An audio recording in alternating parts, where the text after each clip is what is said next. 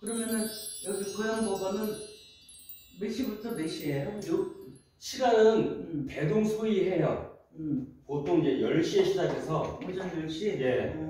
그 10시 20분에 10시부터 10시 20분까지 그 앞에 법대에 그 판사같이 앉아 계신 분들 집행관들이 경매 절차에 대해서 일단 20분 정도는 주의사항을 얘기해 주는 거예요. 경매 절차라든가. 근데 이런 것들도 잘 모르시는 분들 실제 미리 좀 가서 앉아서 그런 얘기를 들으면 좀 도움이 많이 됩니다. 그러니까 경매를 어떻게 넣어서 중간에 어떤 절차로 이루어집니다라는 부분을 한 20분 정도 이렇게 얘기하고 실전 10시 20분이 끝나면 실질적으로 10시 20분부터 이제 요때 입찰함에다가 내가 써온 입찰표를 그 전은 미리 가서 써야 되는구나. 미리 가서 쏘기도 하고 당일날 가가지고 써서 넣기도 해요. 그러니까 미리 써가는 경우는 어떤 경우 있으냐면은 이 기립찰표가 있지 않습니까? 기립찰표 보면은 뭐 사건번호 쓰고 뭐 이름 쓰고 하지만은 중요한 거는 왼쪽 칸, 오른쪽 칸에 금액 쓰는 날이 있다고 말씀드렸습니다. 이 오른쪽 칸은 보증금을 쓰는 금액이에요. 내가 오늘 입찰할 때 입찰 보증금은 갖고 갈 금액을 쓰는. 근데 이 보증금 정해져 있는 금액이에요. 왜냐하면은 경매가 진행되면 최저 경매가라고, 최저 입찰가라고 해서 요 금액부터 시작합니다라는 금액이 있지 않습니까? 거기 낙찰가 가지고 써있잖아. 입찰가, 경매 최저 입찰가에서 그 금액에 나온 이 금액부터 시작한다라는 금액이 정해져 있어요. 그럼 그 금액의 10%만 여기다가 써주면 되는 거예요. 이건 의미가 없습니다. 이거는 미리 써가도 상관이 없어요. 근데 이 왼쪽에 있는 이 칸은 보증금하고 상관없이 이건 정해진 금액이 10%지만 이 금액은 내가 오늘 이 목적물을 얼마 사겠다라는 부분을 액수를 쓰는 겁니다. 그렇기 때문에 다른 것들은 미리 써가더라도 미리 써가도 되지만 이 부분은 미리 써가도 되지만 당일날 컨디션에 따라 가지고 나만 이거 사러 온 건가? 아니면 여러 사람이 사러 온 건가? 이런 것도 약간 기동량도 가능하고 아니면 이렇게 보이면 얘기들이 막 들려요. 그 사건 번호 뭐 오늘 이 정도 금액이면 되겠 이런 얘기가 막 들려요. 그러면 내가 이만큼 쓰려고 했던 금액이 좀 오버될 수도 있고 왜냐하면 사겠다는 사람이 많으면 또 내가 실제 실수요자가 된다면 근데 투자자 입장에서는 사실은 내가 정한 금액 이상 쓰면 안 됩니다. 투자자는 정한 금액이라니 내가 이만큼 사야 되겠다고 마음을 먹은 금액이 있을 거 아니겠습니까? 예를 들면은 이 목적물을 내가 1억에 사야지라고 마음을 먹고 갔는데 막 얘기 들리는 게 야, 저 금액은 이번에 싸게 나왔어. 좋은 물건이야. 그 개발될 것 같아. 한 1억 난 1,000 쓸 거야. 근데 옆에서 웅성웅성 되는 게 똑같은 사건 얘기를 또 하는 거면 이 목적물 나처럼 사고 오겠다는 사람이 많은 거잖아요, 지금. 그럼 내 입장에서는 1억 갖고 살려고 왔지만 1억 갖고 지금 넣어봤자 안 되는 거 뻔히 하는 거 아니에요. 이럴 때 1억 쓸 수 없잖아요. 여기까지 왔는데. 그랬을 때 내가 정말 좀 필요한 사람이라면 1억 1,000이 넘어갈 수도 있고 누가 옆에 1억 1,000 쓰겠다 얘기하니까 아니면 1억 내가 사고자 하는 물건 얘기도 없어. 그러면 나는 1억 쓰면 된다는 얘기인 거예요. 경우에 따라서는 기동량을 해서 그때 당일날 정의를 쓰는 금액이 왼쪽에 있는 금액이다. 그래서 보통들은 입찰표를 집에서 작성해 오지만 그 입찰장에 가면은 그 법대 앉아 계신 분들 옆에 사이드로 아니면 그 법원마다 틀린데만 그 안에 입찰장 안에 있는 경우도 있고 바깥에 이렇게 얼마 전에 대통령 선거하실 때처럼 커튼 누고 들어가서 기표하는 것처럼 그 안에 인주도 있고 그리고 후치키스가 있습니다.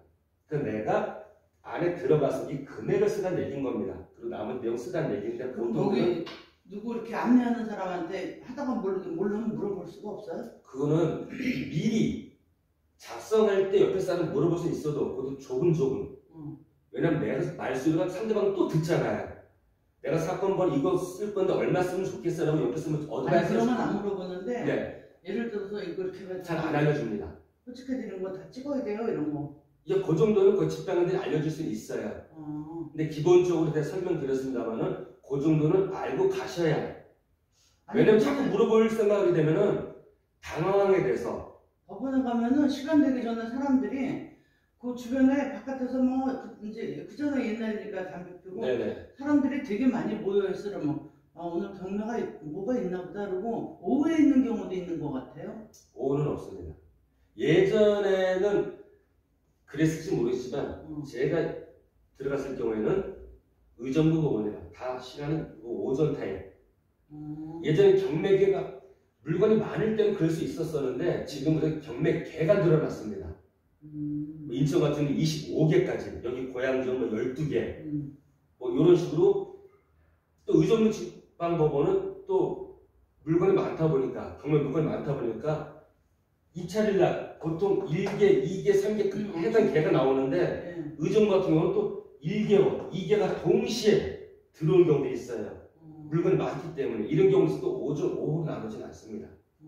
지금은 오히려 개가 같이 투입돼가지고 하는 경우는 있어도 그게 보통 오전에, 그리고 말씀 하나 끊겠지만 요때 1시간 정도가량 내가 요 작성을 해서 보증금하고 해가지고 입찰 봉투, 노란 봉투 있지 않습니까? 거기다 넣고 후스켓을 찍어서 이 사람에다 신분증을 보여주고, 그리고 그 사람들이 적어준 그 번호가 있어요. 그 띠를 내가 받고 넣고 끝나고 앉아있으면 됩니다. 그러면 10시 20분이 되면 이게 마감이 돼요. 벨이 울립니다. 띵띵띵. 그리고 미리 집행관한테 얘기해줘요. 마감 10분 전입니다. 뭐 5분 전입니다. 이런 얘기를 해줘요. 그럼 그 시간에 맞춰서 사실은 조금 빨리 가서 미리 좀 여유 있게 넣고 앉아있는 게 낫지. 그렇죠. 그때 얼핏 말씀드렸습니다만은 이 법원의 경매 입찰장이 법원 자체가 어디 중심부에 있기 때문에 주차장이 넓지 않아요. 어디 공원이 아니에요. 그러다 보니까 이 시간보다 훨씬 빨리 가거나 해야지 주차장 안에 차를 낼 수 있지. 이 정도 타임에 가가지고 내가 주차하면 주차를 못합니다. 여기 고향 같은 경우는 뭐 차는 어디다 맞습니다. 이런 데는 앞에 그 사설 주차장이 있어서 막 됩니다만 어디 좀 외곽에 법원 같은 데 가면은 이런 게 별로 없어요. 그럼 막 길거리에 되다 보면 딱지 될 수 있고, 그럼 애초에 그 전에 될 줄 알고 간단 말입니다. 차 될 데가 없으면 그 앞에 대기하고 있어요. 시간 점점 가고 있고 촉박해진단 말입니다. 맞아요. 그러다가 그냥 집에 오는 사람도 있고, 내가 오늘 꼭 써야 돼, 꼭 먹어야 돼 하는 사람은 그냥 아무 데나 붙어 주차하고 뛰어 들어가는데 벌써 마음이 쿵닥쿵닥 하잖아요. 왜 한참 기다리는 데면 들어갔기 때문에 마감 시간은 정해져 있고, 내가 가서 쓰는 시간 있고, 또 후치켓을 찍어야 되고, 넣는 시간 있어야 되고, 이게 시간 안 맞게 되면 그때 말씀은 여기다가 공을 하나 더 쓸 수 있는, 미스를 하게 되는 겁니다. 근데 이 공 하나 더 쓴 걸 가지고 제가 이 금액 쓰려는 게 아니고 1억 쓰려고 했는데 제가 공 하나 더 붙여서 10억이 돼버렸네요. 죄송합니다. 저 10억 쓰는 게 아니라 1억 쓰려는데 제가 이렇게 쓰느라고. 근데 이 말씀 2010년 대법원 판례에 의해서 공 하나 더 붙인 것도 네 의사다.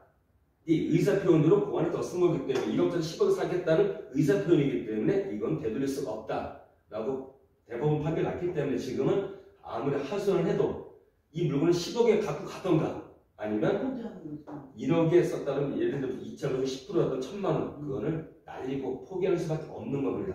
네. 물론 공 하나 더 붙였으래도 어떤 사람들은 무효표 처리된다고 그때 말씀을 드렸습니다. 멀쩡한 사람이 아닌, 예를 들면 19세, 만 19세 이하 미성년자라든가, 그리고 뭐 한정치산자, 금치산자, 이런 분들은 잘못 썼든 제대로 썼든 간에 그런 사람들은 불허가 처분 나서 입찰금 돌려받지만, 이런 사람들, 정신적으로 문제가 없는 사람들이 공 하나 더 써서 실수할 경우에는 인정이 돼버려서, 그러니까 이걸 왜 말씀드리냐면, 멀쩡한 사람이 공 하나 더 붙일 일은 없어요. 보고 또 보고 하니까. 근데 급한 마음에 후다닥 뛰어가가지고 막 쓰다 보면은 그냥 실수지. 그냥 실수인 거예요. 그러면 여차하면 조금 차익을 남기려고 경매를 들어왔지만 오히려 큰 금액을 날릴 수 있는 소지가 있다. 그래서 해당 지방법원, 내가 여기 샀다고 그러면 그쪽도 이렇게 하겠지라고 마음을 놓으면 안 된다는 얘기인 거예요. 그리고 절차도 틀리고, 양식지도 제가 저번에 보여드렸습니다만은 봉투마다 이 인자 쓰는 날이, 도장 찍는 날이 있다고 했죠. 어떤 건 있고 어떤 건 없고, 물론 기본적인 부분은 정확히 찍어놓고서 정해져 있어요. 근데 그 외에 도장 인쇄가 된 게 있고 또 안 된 게 있기 때문에 그런 것도 미리 가서 차분히 보고 찍고, 그리고 절차상에 입찰자라도 예를 들면 뭐 3명 입찰했어.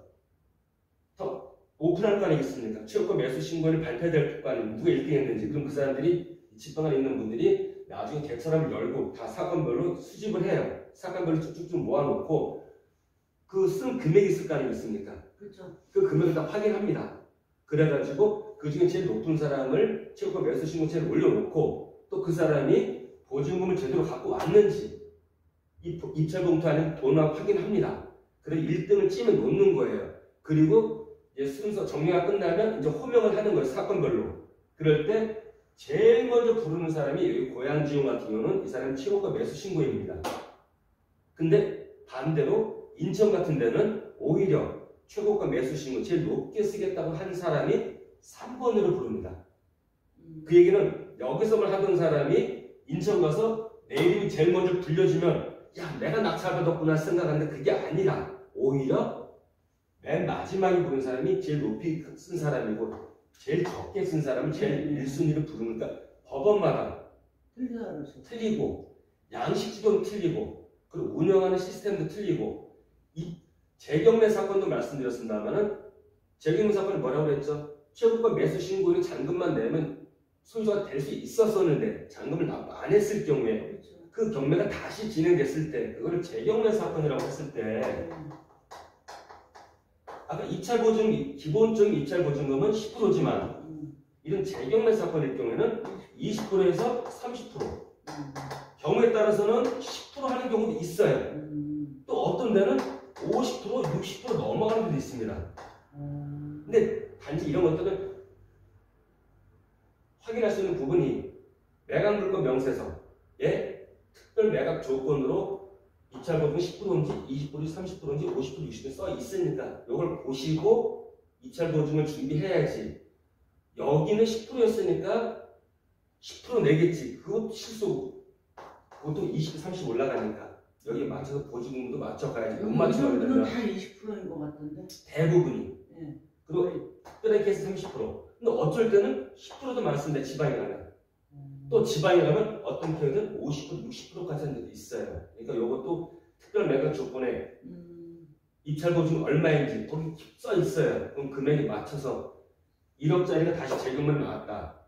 그럼 1억이면 1,000만 원이 아니라 2,000만 원일 수 있고 3,000만 원일 수 있으니까 거기에 대해서 말씀드렸지만 최고가 매수 신고에 쓴 금액도 확인하고 보증금 제대로 갖고 안에서 확인해서 맞을 때 1등으로 뽑아주는 거지 쓰겠다는 금액은 1등으로 썼는데 보증금이 이 금액이 모자란다.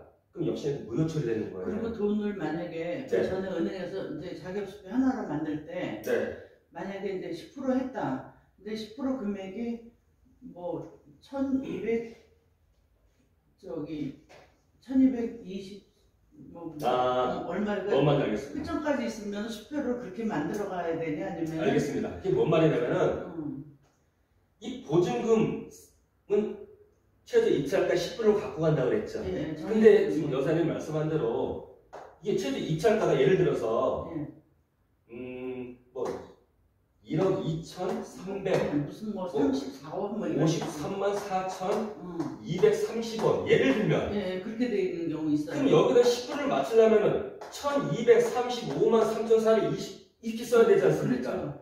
그러면 이 10%라는 거는 90%를 나중에 잔금을 납부해야 되죠.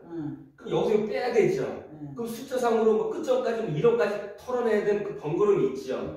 그래서 여기 10%를 자를 때 좀 가감을 하는 겁니다. 어떻게 하냐면은 좀 업을 시키는 건 괜찮아요.